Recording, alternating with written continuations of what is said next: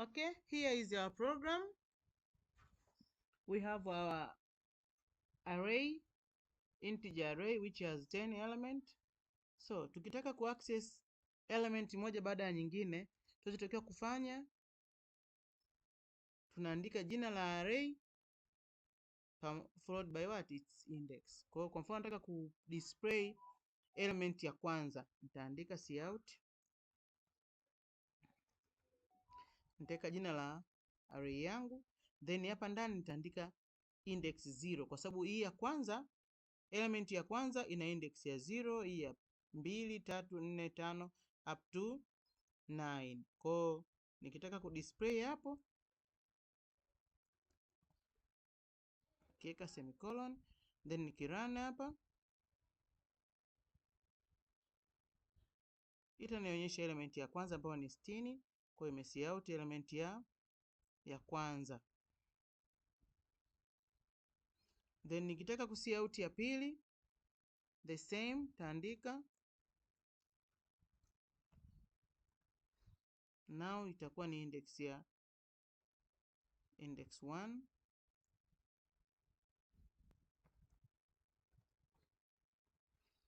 Nikirun, you see, kwa tuna element ya kwanza ambayo ni 60, element ya pili ambayo ni ngapi? Ni 40. Kwa kama una element zaidi ya 100, you have to write like this up to all 100 or 1000 elements, ambayo itakuwa pia ni very tiresome. Kwa ili tuweze kuepuka kuandika kucout many elements, tunachotakiwa kufanya ni kutumia what? For loop. Kwa naandika tu for, tunaweka variable yetu ambayo mfano int I itaanzia na ngapi? Itaanzia na element yenye index ya 0, then hiyo I itakuwa less than or equal to 9, element ya mwisho yetu ni 9, then utaweka I plus plus.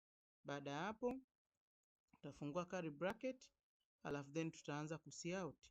Tutaandika tu sentence moja ambayo utacout mark. Sasa badala hapa ndani kuandika index 1 2 3 4, tutatumia I, ambayo I itakuwa inazunguka, itaanza 0 1 2 mpaka ya mwisho. Kwa kuandika kodi hii hapa, hii itatusaidia kucout all element ambazo ziko kwenye array. Inategemea zipo ngapata, kama zikiwa 100, zikiwa 1000, itakuwa very simple kwani kuandika kila element cout moja moja. Kwa as you can see hapo, this is how you can display element of an array kwa kutumia for loop. Lakini pia unaweza ukatumia kama vile nilivyofanya mwanzo kama una element chache, lakini kama una element nyingi, then you have to use what? For loop. Thank you. See you in my next video.